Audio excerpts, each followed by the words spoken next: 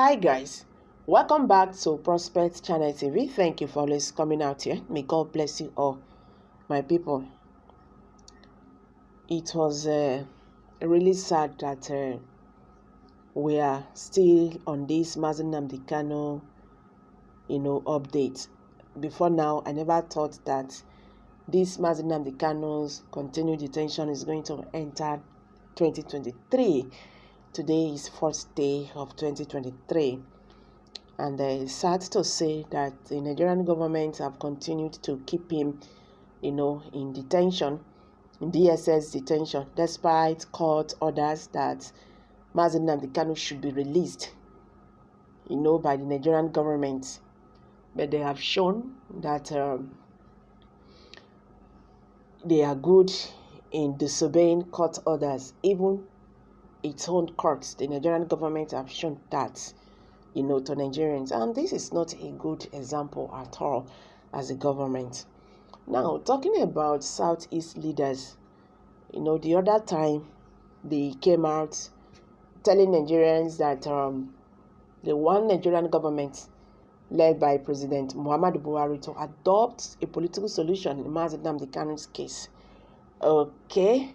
This is the same political solution the federal government of Nigeria, led by President Muhammadu Buhari, refused at the initial time, when he was approached by Igbo elders that he should adopt political solution on this Mazi Nnamdi Kanu's case. He refused that the court should determine Mazi Nnamdi Kanu's fate.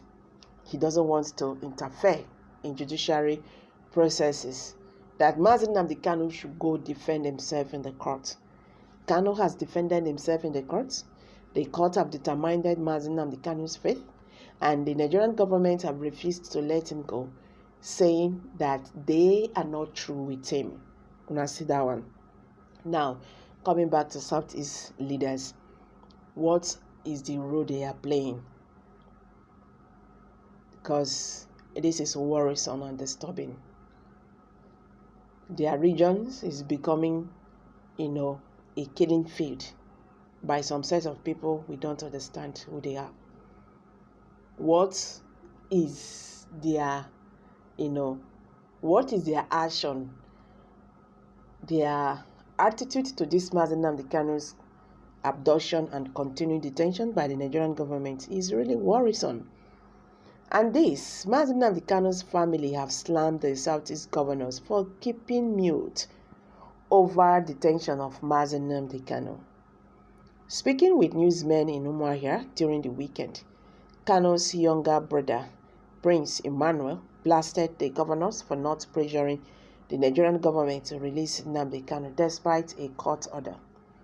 Emmanuel expressed disappointment over what he described as their continued silence about IPOB leader Mazi Nnamdi Kanu's, freedom, and about the restructuring around which IPOB agitations revolve around.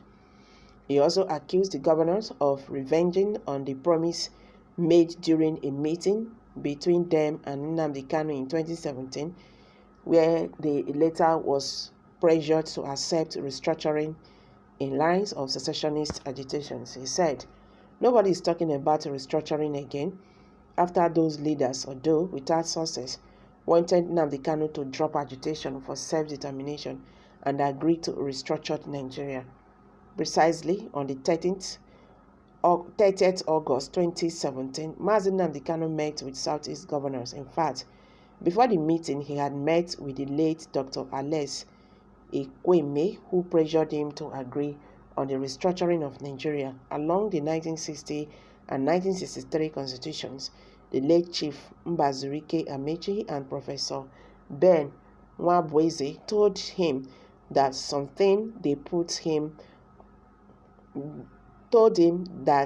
told him the same thing. They put him under pressure to accept restructuring. I remember he told them, including the Southeast governors, that if they start negotiations on restructuring, he would tone down agitation for 12 months. But shortly, the Southeast governors never related those messages to the federal government. They swept under They swept it under the carpet, and 4 days after the meeting, our house was invaded during the infamous Operation Python Dance 2. So we are now thinking, was the reason they invited him for that meeting to kill him? This is because while we were going for that meeting, there were things we observed along the road, but such observations are better disclosed by Onyendo Kano himself. Regrettably, the trauma from the invasion of our compound was what killed my parents. How come up till today nobody has ever mentioned the discussion that took place in Enugu? Why are the Southeast governors and senators keeping mute?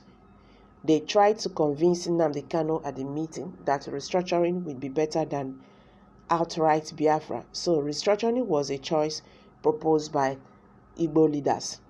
My brother told them at the meeting that if they were serious about it, he would want everybody, the necessary stakeholders, to be on the table for genuine discussions on how to move Nigeria forward.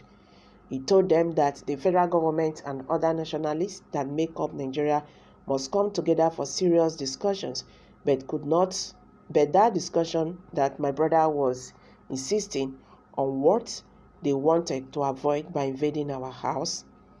Now, my question to the federal government, the Southeast governors and the Igbo leaders, why are they mute about restructuring? Why is nobody mentioning restructuring again? He said, okay, bros, forget those people. They are just after their pockets. Time shall tell, we know the real men.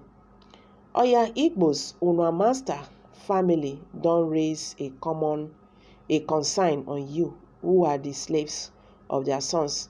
They are not doing anything about restructuring and freeing your oga. Hey, the Biafran or that has brainwashed many of us to our early graves was being discussed behind us for restructuring. What a deceit! What a selfish, senseless, and useless agitation. By the way, did I hear you saying Kano was pressurized to accept the restructuring? I thought they said Kano cannot be persuaded or pressurized or influenced. So what happened? More revelations. These are reactions by Nigerians, and they keep on talking. The Southeast governors have no say. Before the Fulani Kabars, they took oaths in Sultan of Sokoto Palace to work against their governor's own people. They are being controlled from Abuja. That is why Indigbo is in a cage. But God will deliver Igbos and judge their oppressors. No worries. What Igbo needs now is Biafra. Okay, these are some reactions by Nigerians. Let's kindly share your thoughts below the comment section. Thank you.